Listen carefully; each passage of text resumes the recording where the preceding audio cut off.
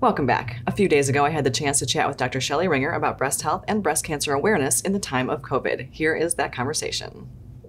With me now is Dr. Shelley Ringer. And doctor, it seems like whenever there's kind of a high-profile situation involving breast cancer like there was with Kelly Preston recently, it kind of brings that issue to the forefront and maybe makes us think about something that we have put off or ignored or, maybe just not thought about for a while. So if that is the case for people, what is your advice to them?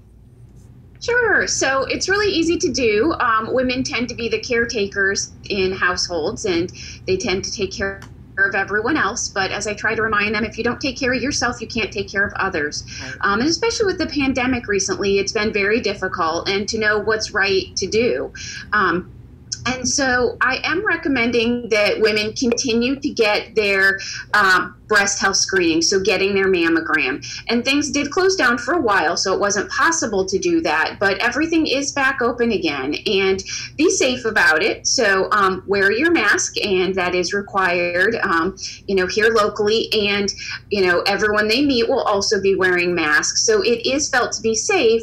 And unfortunately, with the coronavirus, this isn't going to go away in a month or two. It's going to be with us for a while, and we do have to continue to take care of ourselves in that time period to make sure that if there is something going on, to try to find it early, because we absolutely know that makes a difference.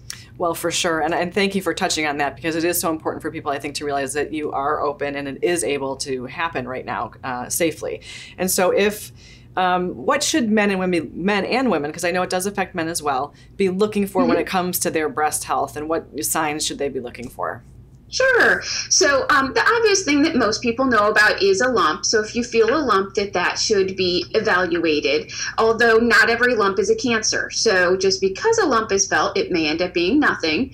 If it's a young woman who's still having periods, then kind of watching it through a cycle to see if it maybe goes away. But as you said, men can get breast cancer too. So if a man feels a lump, a lot of times it can be benign, but just to check it out.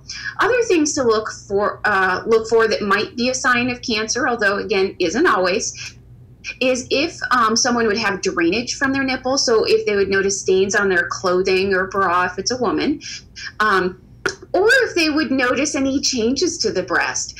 Do they kind of notice a part of the breast puckers in? Does the nipple look different than what it used to? Need to be evaluated. Okay, and so if somebody does think that maybe they are having an issue or a problem, or that maybe they have breast cancer, besides not panicking, what is the first step that they should take?